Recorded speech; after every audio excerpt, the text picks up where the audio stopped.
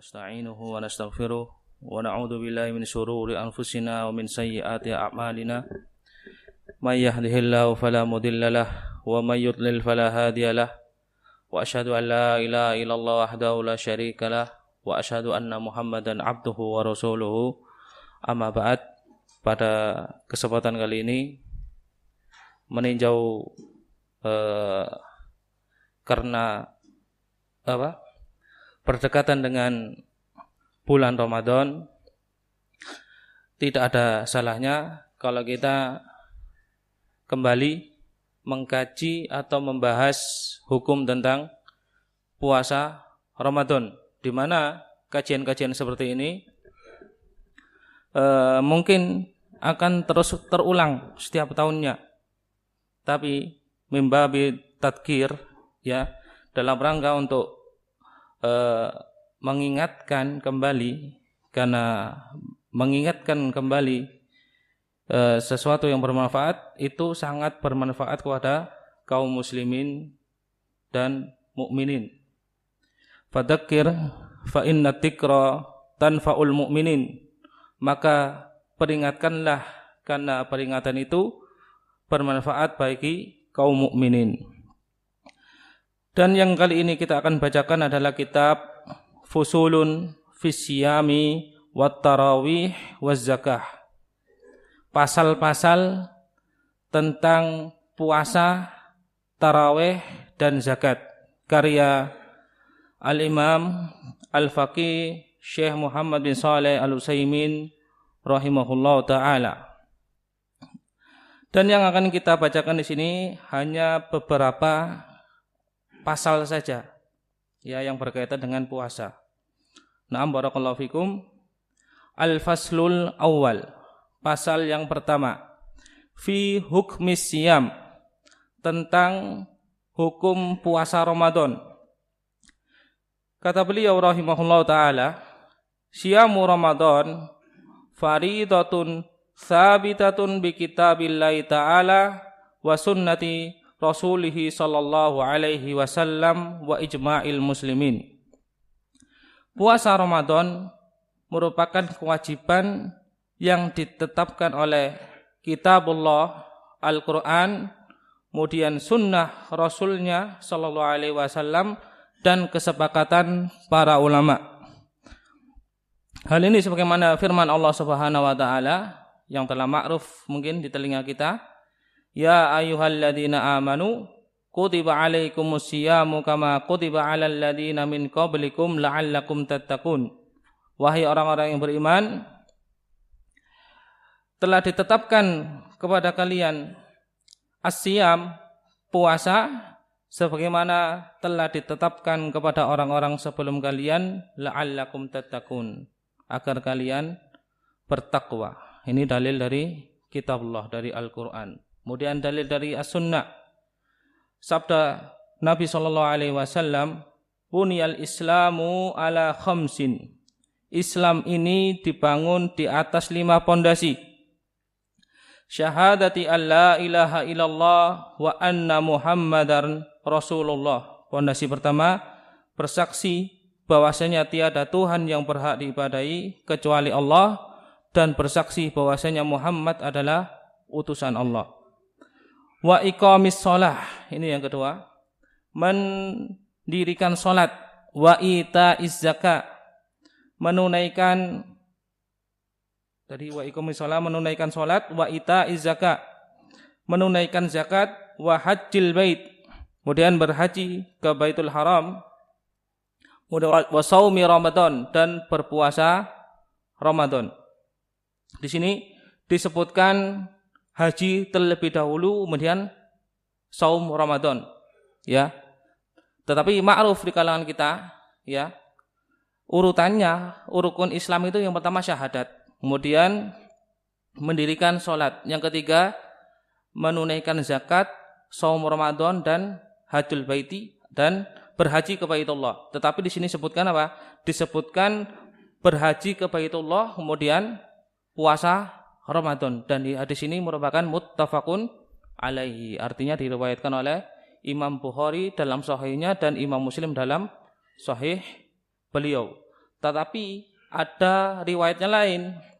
Wa fi riwayatin li Muslim, dalam riwayat Muslim, dalam salah satu riwayat Muslim, wa saumi Ramadhana wa hajjil baiti. Jadi disebutkan puasa Ramadan dan kemudian apa?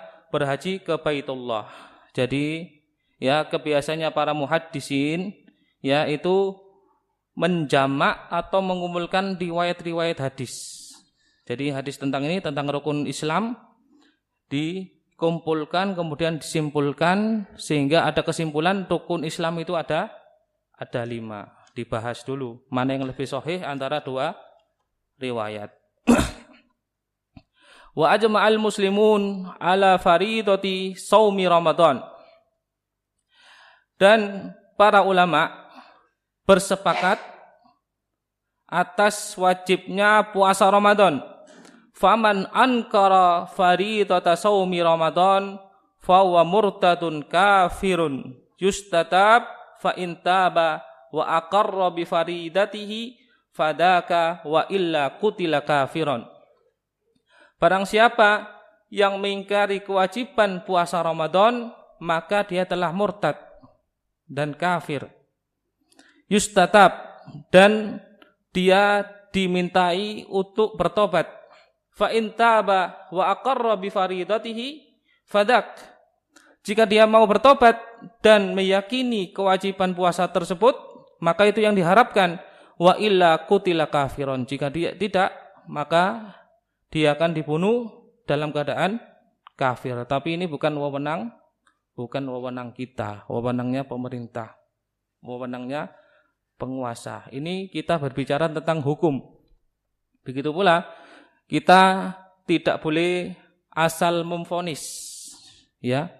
Melihat orang lain tidak berpuasa maka kita akan katakan kafir. Tidak boleh seperti itu, ya. Memang orang yang tidak berpuasa di puasa Ramadan dan dia meyakini bahwasanya puasa itu bukan suatu kewajiban, kafir memang. Tapi kita tidak boleh sewenang-wenang untuk memvonis orang lain, ya. Karena masih belum dijelaskan kepada mereka, belum ada upaya untuk menasehatinya, kemudian iqamatul hujjah kepada mereka.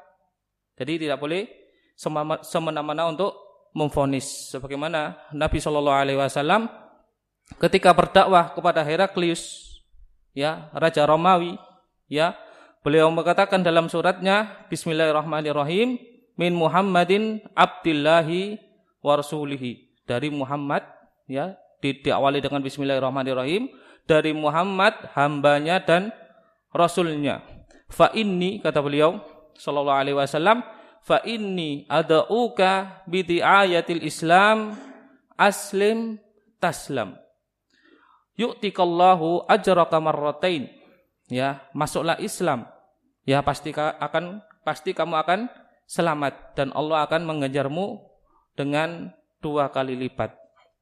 Jadi kesimpulannya, kita tidak boleh memvonis, dan jika kita melihat kemungkaran, melihat seseorang yang tidak berpuasa puasa Ramadan, maka kita kalau bisa dinasihati. Iqamah sebagai apa? Sebagai bentuk iqamatul hujjah. Dan kafir mengkafirkan itu bukan wewenang kita juga, wewenangnya para ulama, wewenangnya para hakim. Qala Syekhul Islam, qala Muhammad bin Shalih Al-Utsaimin, wa furida shaumi Ramadana fi sanati tsaniyah minal hijrah. Diwajibkan puasa Ramadan pada tahun 2 Hijriah. Fa shoma Rasulullah sallallahu alaihi wasallam tis'a Ramadanat. Sehingga Rasulullah sallallahu alaihi wasallam berpuasa sebanyak 9 kali. Was-shaumu faridatun ala kulli muslimin wa kulli muslimin baligin akilin.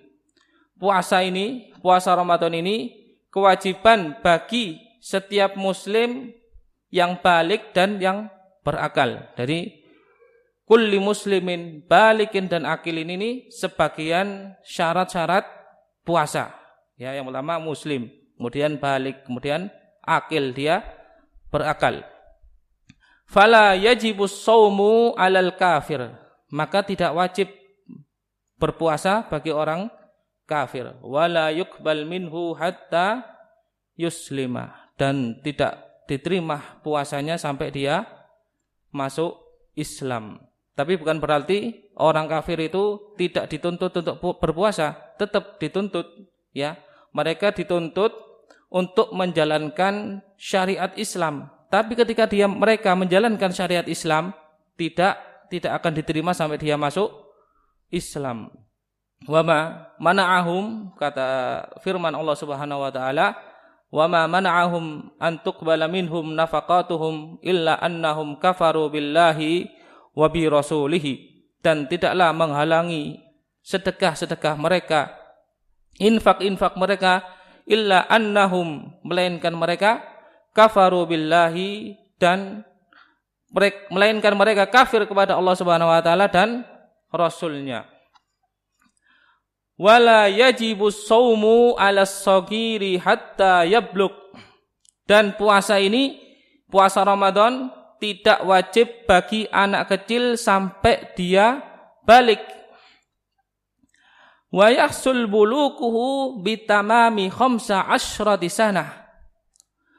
Baliknya seorang anak kecil terjadi ketika sudah sempurna 15 tahun. Ini satu. Au nabati anatihi, atau tumbuhnya bulu kemaluan. Au nuzulil mani minhu bil ihtilami au ghairihi, atau keluarnya mani ya karena mimpi basah atau yang selainnya. Wa tazidu al untha bil haid, dan terjadinya haid bagi anak perempuan. Famata hasala lis-shaghir ahadu hadil asya faqad balak. Ya, kapanpun salah satu dari 4 hal tadi itu terjadi pada seorang anak kecil, maka dia telah balik. Entah umurnya sudah 15 tahun atau sudah tumbuh kemaluannya dan yang seterusnya. Tumbuh itunya. Lakin yu'mar as-shaghir bis-shaum. Akan tetapi anak kecil diperintahkan untuk berpuasa. Idza ataqa bila dararin alaihi. Ya, jika dia mampu dan tidak membahayakannya. Liya'tadahu wa ya'lafah. Agar dia terbiasa dengan puasa Ramadan dan akrab dengan puasa tersebut. Wala yajibu shaum ala faqidil aql bijununin au taghayyur dima'in au nahwihi, dan tidak pula wajib puasa bagi orang yang akalnya sudah hilang. Ya, hilangnya itu memang sudah gila atau gangguan otak atau yang selainnya. Oleh karena ini, ya, orang yang sudah tua, yang ngomongnya sudah ngelantur dan tidak bisa membedakan mana yang baik dan yang jelek, fala siyama alaihi wala it'am, maka tidak wajib baginya puasa dan tidak wajib baginya untuk mengeluarkan fidyah. Kemudian kita beralih ke pasal yang kedua, fi hikamis syiyami wa fawaidihi. Pasal yang kedua tentang hikmah disyariatkannya puasa dan faedah-faedah dari puasa Ramadan. Kata beliau, min asma'illahi ta'ala al-hakim. Di antara nama-nama Allah Subhanahu wa taala itu al-hakim. Wal hakimu man ittasafa bil hikmah. Dan al-hakim itu adalah zat yang memiliki sifat al-hikmah. Wal hikmatu itqanul umur wa wad'uha fi mawadhi'iha. Dan hikmah itu sendiri adalah menguasai segala sesuatu dengan sempurna dan meletakkan sesuatu pada tempat yang tepat. Wa muqtada hadzal ismi min asma'ihi ta'ala anna kullama khalaqallahu ta'ala aw syara'ahu fa huwa li hikmatin balighah. Dan konsekuensi dari nama Al-Hakim ini, ya, bahwasanya Allah Subhanahu wa taala bahwasanya setiap yang Allah ciptakan dan Allah syariatkan pasti mengandung hikmah yang mendalam. Alimaha man alimaha wa jahilaha man jahilaha.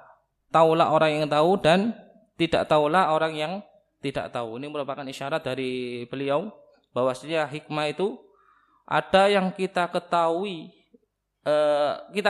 kita kenali hikmahnya, dan ada yang tidak kita ketahui. Contoh, hikmah kenapa benda yang terkena air liur anjing kenapa harus dicuci dengan sebanyak 7 kali dan salah satunya disertai dengan tanah. Apa hikmahnya? Ini ya para ulama ya tidak ada yang setahu ana bisa menyebutkan hikmahnya, tidak bisa menyebutkan ilahnya. Apa ilahnya? Apa alasannya kenapa kok dilarang seperti itu? Ya bahkan mungkin sebagian dari mereka mengatakan itu adalah perkara ta'abbudiyah. Ya, perkara ibadah. Ya, tidak ada sangkut pautnya dengan hal lain. Walisiyamil ladzi syara'ahu Allahu wa faradahu ala ibadihi hikamun adimatun wa fawaidu jammah. Dan puasa Ramadan yang disyariatkan oleh Allah Subhanahu wa taala dan Allah wajibkan kepada hamba-hambanya itu ada hikmah-hikmah besar dan fawaid dan manfaat-manfaat yang banyak.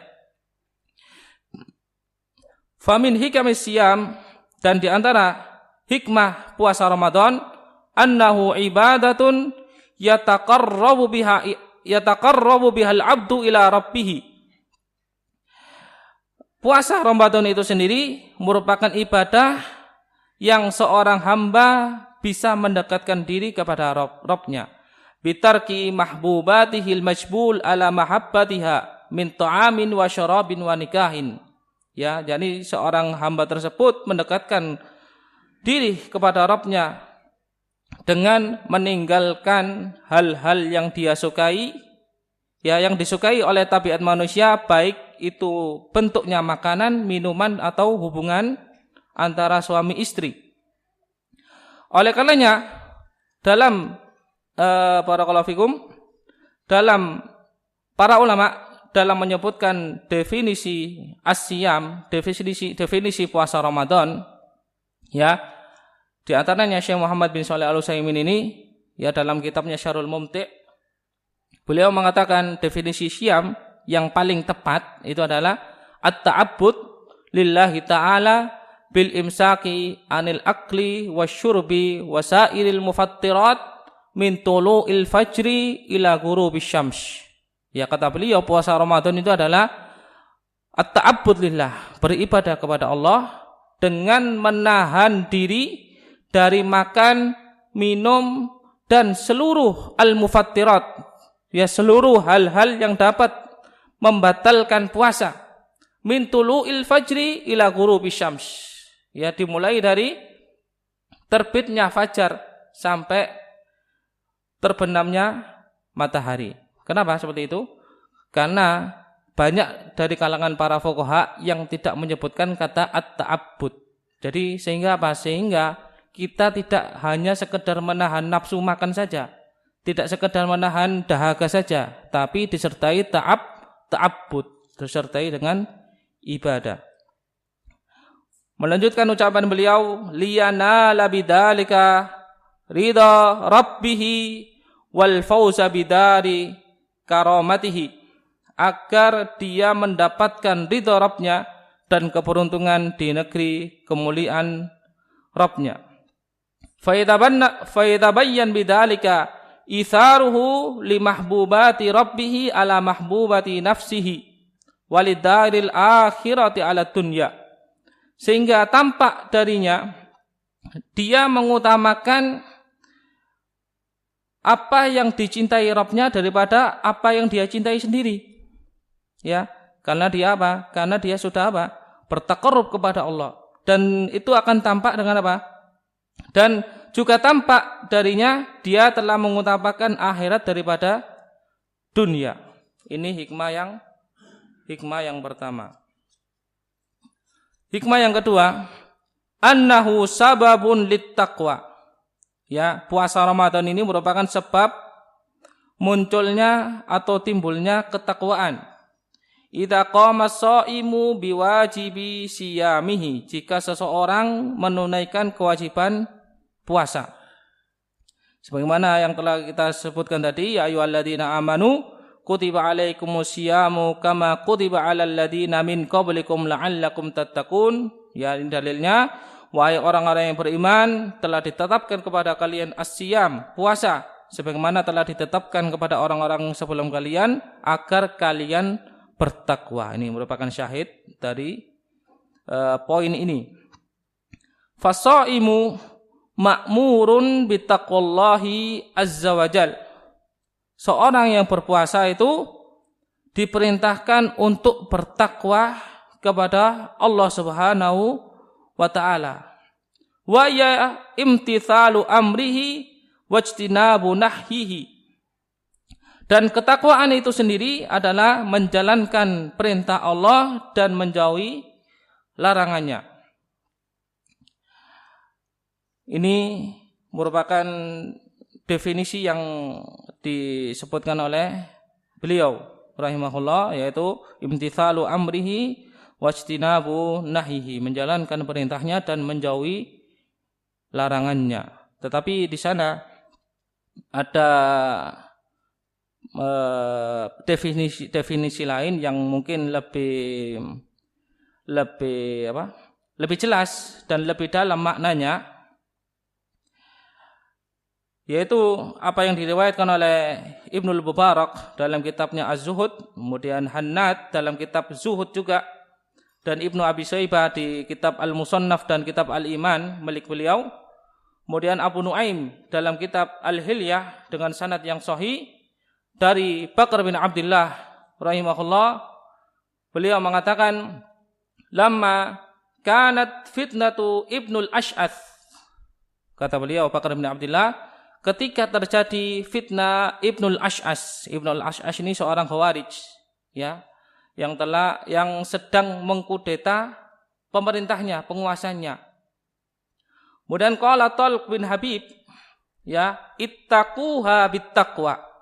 Tinggalkan fitnah tersebut, hati-hatilah kamu dari fitnah tersebut dengan penuh ketakwaan. Kemudian qala Bakrun, Bakr menjawab, ya, menanggapi Talq bin Habib, ajbil lana taqwa. Kalau itu, ya, sebutkan apa definisi takwa. Kemudian dijawab oleh beliau Talq bin Habib rahimahullah taala, at-taqwa amalun bi taatillahi ala nurin minallah raja'a rahmatillah. Kata beliau, takwa itu merupakan apa? Takwa adalah beramal dengan amalan ketaatan kepada Allah di atas cahaya ilmu dari Allah dan dalam rangka mengharapkan rahmat-Nya. Wattaqwa tarku ma'siyatillahi ala nurin minallah hifata iqabillah.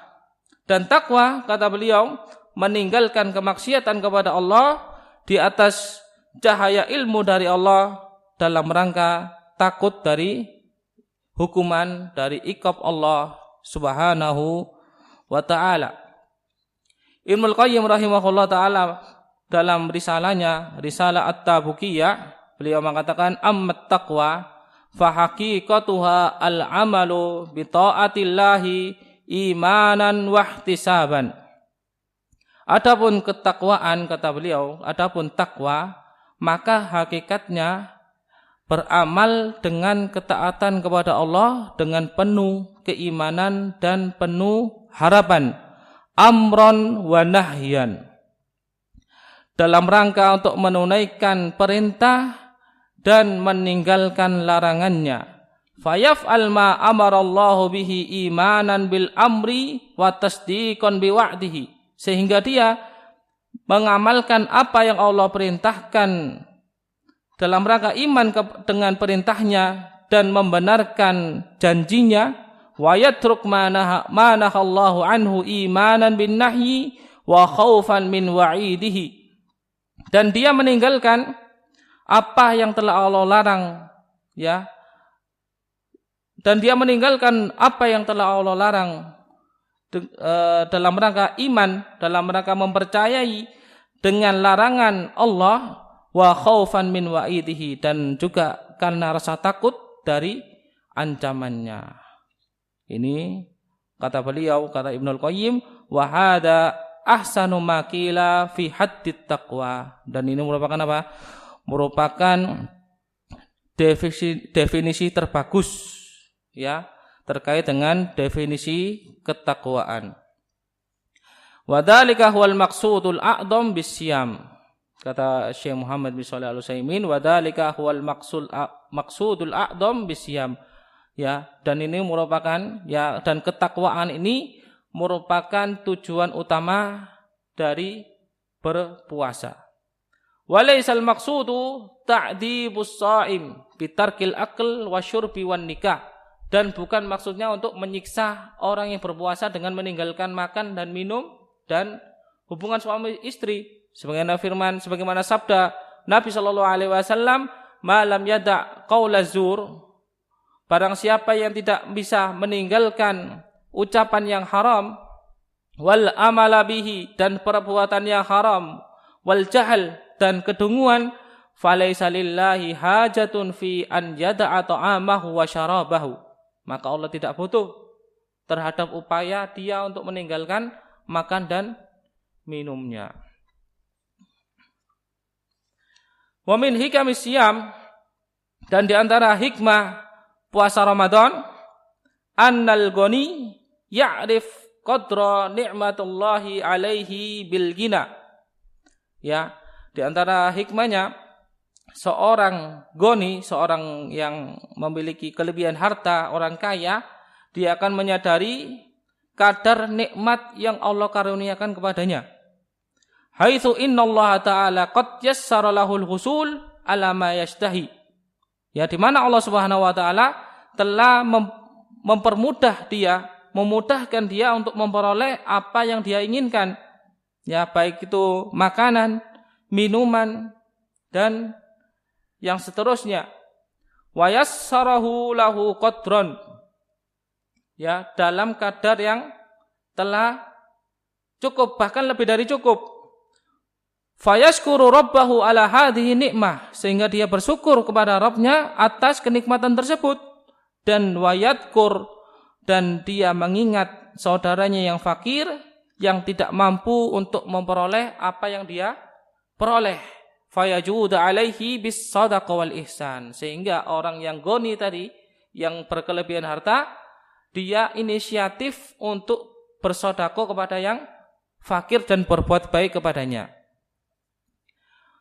Ini yang hikmah yang keempat, yang ketiga. Kemudian yang keempat, wa min hikamis siyam at-tamarrun ala dabtin nafs was-saytara 'alaiha. Hikmah yang berikutnya, yang keempat, adalah melatih diri, melatih untuk mengendalikan diri dan menguasainya, hatta yatamakkana min qiyadatiha lima fihi khairuha wa sa'adatuha fid dunya wal akhirah. Sehingga dia mampu untuk mengarahkan nafsunya, ya. Kenapa kok bisa sampai beliau mengatakan mengarahkan nafsunya? Kenapa? Innan nafsa la ammaratun bisu. Semua jiwa-jiwa manusia itu akan selalu memerintahkan kepada sesuatu yang buruk. Ya, jadi kita tidak boleh merasa aman dari diri kita sendiri. Ya. Kita harus meminta taufik, terus berdoa, meminta pertolongan, meminta taufik kepada Allah Subhanahu wa taala agar dimudahkan untuk melakukan kebaikan dan kebajikan. Hatta yatamakkan min qiyadatiha lima fihi khairuha wa sa'adatuha fid dunya wal akhirah. Sehingga dia mampu untuk mengarahkan nafsunya, mengarahkan dirinya kepada sesuatu yang baik, sesuatu yang apa? Yang yang membahagiakannya di dunia dan akhirat. Wa yabta'id an yakuna insanan bahimiyan. Sehingga dia juga bisa apa? bisa menjauhi dari sifat manusia yang barbar. La yatamakkan min man'i nafsihi an laddatiha wa syahwatiha, yaitu yang tidak mampu menahan dirinya dari syahwat. Hikmah yang terakhir yang disebutkan oleh Syekh Muhammad bin Shalih Al-Utsaimin, ma yahsul minal fawaidis sihhiyah an-natija an taqlilit ta'am wa irahatid jihasil hadmi fatratan muayyana. Hikmah yang berikutnya, ya, dia akan mendapatkan faedah kesehatan yang disebabkan oleh pengurangan makanan dan pengistirahatan sistem pencernaan dengan waktu tertentu. Ini merupakan hikmah yang terakhir beliau sebutkan. Kemudian kita masuk ke pasal yang ketiga, fi hukmi syiyamil marid wal musafir, tentang hukum puasa bagi orang yang sakit dan seorang musafir. Pertama-tama beliau menyebutkan sebuah ayat, wa man kana maridun aw ala safarin fa iddatum min ayyamin ukhra yuridullahu bikumul yusra wa la yuridu bikumul usra. Dan barang siapa yang sakit, ya ketika puasa Ramadan, atau statusnya masih musafir, fa iddatum min ayyamin ukhra, maka dia harus mengganti di hari yang lain, di hari di luar puasa Ramadan. Yuridullahu bikumul yusra wa la yuridu bikumul usra. Allah menghendaki kepada kalian kebaikan, kemudahan, dan Allah tidak menghendaki dari kalian kesulitan. Kata beliau Syekh Muhammad bin Shalih Al-Utsaimin rahimahullah, wal maridu ala qismain. Orang yang sakit itu terbagi menjadi dua. Ahaduhuma man kana maraduhu laziman mustamirran la yurza zawaluhu. Orang yang sakitnya itu permanen, berkelanjutan, yang tidak diharapkan sembuh. Kasaraton fala yalzamuhu shaum, seperti kanker yang tidak mengharuskannya untuk berpuasa. Allahu a'lam, ya. Kenapa Syekh Muhammad bin Shalih Al-Utsaimin bisa mengatakan seperti ini? Mungkin, ya Allahu a'lam, ketika beliau mengucapkan ini masih belum ada obatnya kanker, Allahu a'lam. Tapi li'annahu laisa lahu halun yurja fiha an yaqdir alaihi, ya, karena dalam kondisi tersebut, ya, tidak ada harapan baginya untuk bisa menunaikan puasa. Walakin yut'imu an siyami kulli yaumin miskinan, akan tetapi dia harus memberi makan orang miskin sebanyak puasa yang telah dia tinggalkan, atau yang dikenal dengan fidyah. Imma bi an yajma'a masakin bi adadil ayyam fayu'ashim aw yughaddihim kama kana Anas bin Malik radhiyallahu anhu yaf'aluhu hina kabira. Imma, ya, dia mengumpulkan orang-orang yang miskin sejumlah dengan hari-hari yang telah dia tinggalkan, kemudian dikasih makan sebagaimana yang telah dilakukan Anas bin Malik radhiyallahu anhu ketika sudah menua. Wa imma bi an yufarriqa ta'aman ala masakin bi adadil ayyam likulli miskinin rubu'u sha'in nabawi, atau dengan cara dia membagikan makanan tersebut, ya, kepada orang-orang miskin dengan jumlah hari-hari yang telah ditinggalkan. Setiap orang miskin mendapatkan 1/4 dari soknya Nabi. Ya, itu sama dengan 510 gram. Disebutkan di sini, ya, 1/4 sok Nabawi itu sama dengan 510 gram. Dan lebih baik juga jika disertai dengan lauk, ya, baik itu daging, minyak, dan yang seterusnya. Wa mithlu dzalik, demikian pula orang yang tua kemudian dia ajis, tidak mampu melakukan puasa, fayut'im an kulli yaumin miskinan, maka dia wajib untuk memberi makan orang miskin di setiap hari yang telah dia tinggalkan.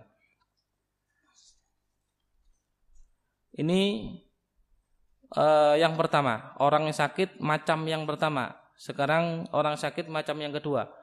Man kana maraduhu tari'an ghairu mai'usin min zawalihi.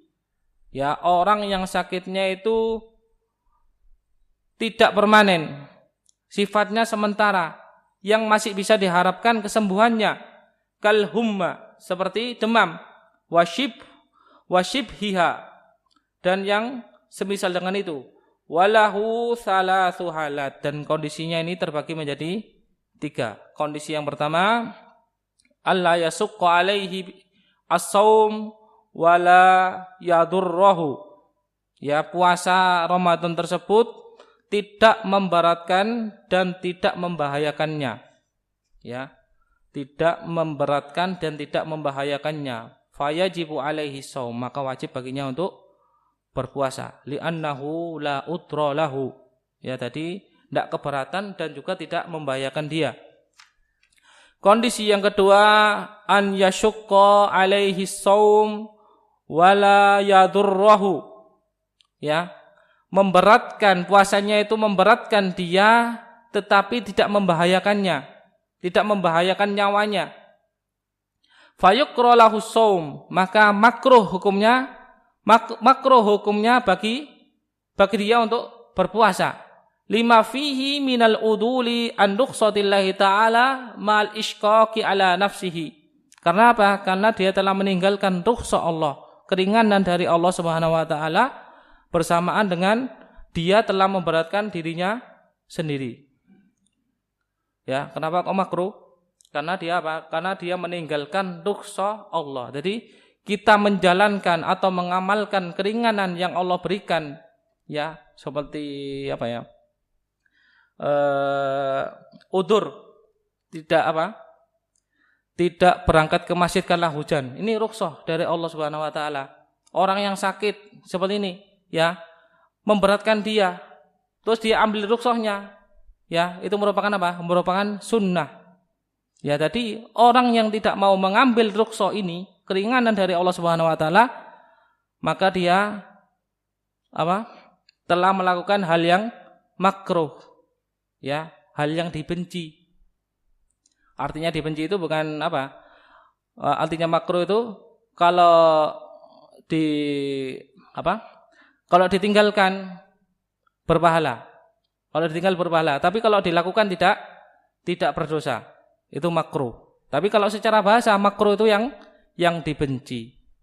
Jadi ada sabda Rasulullah SAW, innallaha yuhibbu an tu'ta ruhasuhu. Sesungguhnya Allah Subhanahu wa taala itu senang kalau keringanannya itu diamalkan, dilakukan. Jadi ini yang mendasari bahwasanya orang yang tidak mau orang yang puasanya itu memberatkannya tapi dia tetap puasa, ya, maka hukumnya makruh. Kondisi yang ketiga, an yadurrahu shaum. Yang kondisi yang ketiga itu memberatkan atau membahayakan, puasa itu membahayakan dia. Fayuhramu alaihi, maka hukumnya haram baginya. Fayuhramu alaihi an yasum, maka hukumnya haram baginya untuk berpuasa. Lima fihi min jalbid darar ala nafsihi, karena hal tersebut dapat menimbulkan kemudaratan pada dirinya sendiri. Wa qad qala ta'ala wala tulqu anfusakum innallaha kana bikum rahima wala taqtulu anfusakum innallaha kana bikum rahima. Jangan bunuh diri-diri kalian, sesungguhnya Allah terhadap kalian itu Maha Penyayang. Wa qala wala tulqu biaidikum ila tahlukati. Dan jangan engkau bahayakan diri-diri kalian atau engkau seret diri-diri kalian kepada kebinasaan. Begitu pula dalam hadis dari Nabi SAW, la darar wa la dirar. Tidak boleh membahayakan diri sendiri dan membahayakan orang lain. Jadi ini kondisi yang Ketiga, wa yu'raf darar as-shaum 'alal marid imma bi ihsasihi bid-darari bi nafsihi wa imma bi khabari tabibin mautsuqin bihi. Kemudaratan puasa bagi seorang yang sakit itu bisa dia rasakan sendiri atau dengan keterangan dokter yang terpercaya. Jadi ya kesimpulannya ya kondisi-kondisi ini berbeda antara yang satu dan yang orang lain. Tidak boleh disamaratakan. Dan kita tidak boleh juga memvonis ya saudara kita yang memaksakan dia saum, wah ini menyelisih sunnah, padahal dia masih apa? Masih mampu untuk berpuasa meskipun sakit. Ya, barakallahu fikum. Wa mata aftaral marid fi hadzal qism, ya kapanpun seorang yang sakit itu tidak berpuasa dalam kondisi yang seperti ini, fa innahu yaqti adadal ayyamil lati aftaraha idza ufiya, maka dia harus mengqadha hari-hari yang telah dia tinggalkan ketika dia telah sehat. Jadi dilakukan di hari selain bulan Ramadan dan selain hari Id ya. Dan dilakukan ketika sudah sehat. Fa in mata qabla mu'afatihi saqata anhu liqada'il marid.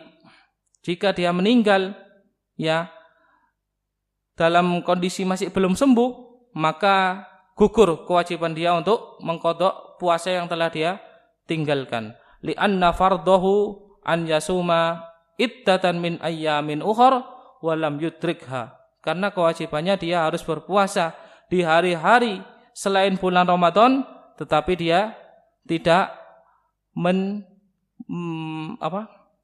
mencapai hari tersebut. Ya, tidak menangi Syawal. Beliau sudah meninggal duluan. Ini terkait orang sakit. Wal musafiru ala kismaini.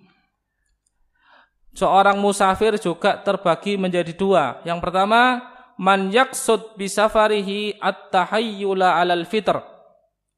Orang yang bermaksud dengan safarnya itu untuk mengelak dari kewajiban berpuasa Ramadan, melakukan tipu daya. Fala yajuzu lahul fitr, maka tidak boleh baginya untuk tidak berpuasa. Li'anna at-tahayyula 'ala faraidillah la yuskituha. Karena mengelak dari kewajiban Allah Subhanahu wa taala itu tidak menggugurkan kewajiban tersebut. Ya, contoh mungkin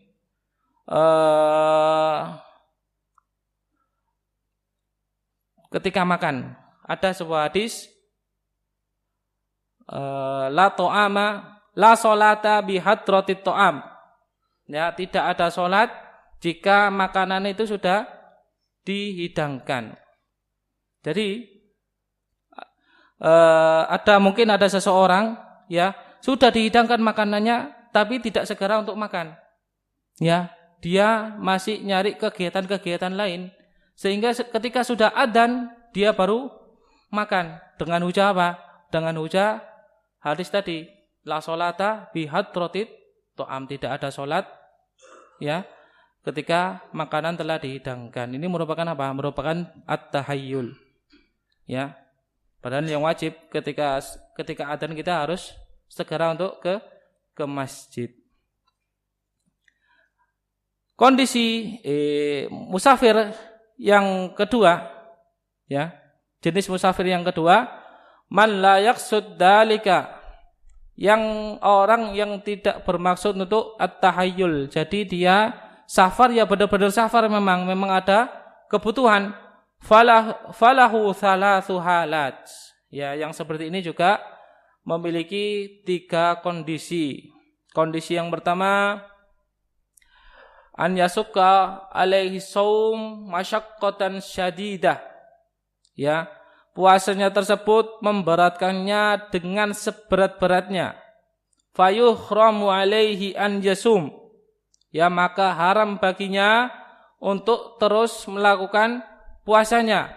Li'anna Nabiyya sallallahu alaihi wasallam, karena Nabi sallallahu alaihi wasallam ketika Fathu Makkah, ya beliau sedang berpuasa, ya, fabalaghahu annan nas qad syaqqa alaihim bisyam, ya, sampai ke telinga beliau bahwasanya para sahabat yang lain, ya, telah terberatkan dengan puasa yang mereka lakukan.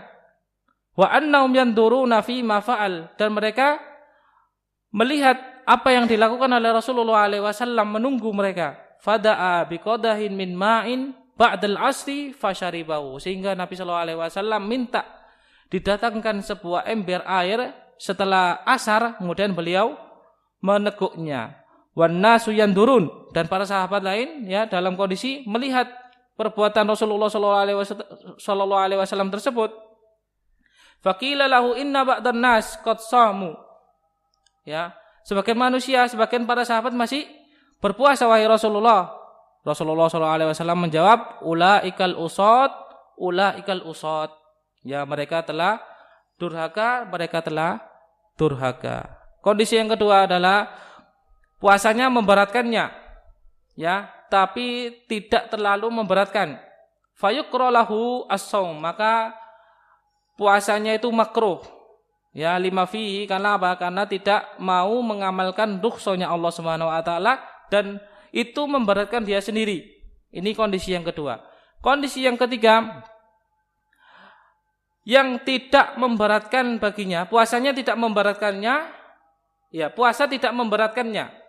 Fayaf'al al-aisar alaihi minas shaumi wal fitr, maka dia melakukan mana yang lebih mudah antara puasa dan tidak berpuasa.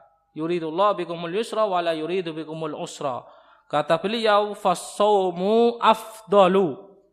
Ya, pada kondisi yang seperti ini, puasa itu lebih afdol. Ya, kalau disebutkan lebih afdol, bukan berarti yang tidak afdol itu tidak boleh diamalkan. Bukan berarti seperti itu. Bukan berarti yang tidak afdol itu maka hukumnya haram, bukan. Tetapi kita sebagai salafi, ya, sebagai salafiyun yang katanya meniti jejak salafus soleh, kita harus berupaya untuk mengamalkan yang afdol, bukan mengamalkan yang mafdul. Begitu. Ya, kita harus berupaya dengan yang mengamalkan yang afdol, mengamalkan yang sunnah, yang mustahab. Meskipun kalau kita tinggalkan yang mustahab tidak berdosa, tapi terus kita berusaha untuk mengamalkan yang mustahab. Kata beliau, li'annahu fi'lun Nabi sallallahu alaihi wasallam, karena hal tersebut itu dilakukan oleh Nabi sallallahu alaihi wasallam, sebagaimana dalam Sahih Muslim dari sahabat Abu Darda radhiyallahu anhu. Kata beliau, kami keluar bersama Nabi sallallahu alaihi wasallam pada bulan Ramadan fi harrin syadid, dalam kondisi matahari itu sangat panas. Hatta in kana ahaduna la yada'u yadahu ala ra'sihi, sampai salah seorang dari kita ini meletakkan tangannya di atas kepalanya, min syiddatil har, sebabkan sangat panasnya matahari tersebut. Wa ma fina shaimun illa Rasulullah sallallahu alaihi wasallam wa Abdullah ibnu Rawaha, dan tidak ada yang berpuasa di antara kita kecuali Rasulullah dan Abdullah ibnu Rawaha. Ya, juga orang yang kondisinya seperti ini, yang tidak memberatkannya, ya, kemudian dia tetap melakukan saum, dan ini merupakan yang afdol, itu dia mendapatkan apa? Kenapa kok bisa disebutkan lebih afdol? Karena dia berpuasa di bulan Ramadan, di mana bulan Ramadan itu bulan ketika amalan-amalan kebaikan itu dilipat gandakan. Ini alasan yang kedua. Kenapa kok lebih afdol berpuasa daripada tidak berpuasa? Barakallahu fikum. Ya, tersisa satu pasal. Allahu a'lam bishawab. Naktafi bihadzal miqdar. Subhanakallah wa bihamdik. Asyhadu an la ilaha illa anta astaghfiruka wa atubu ilaik.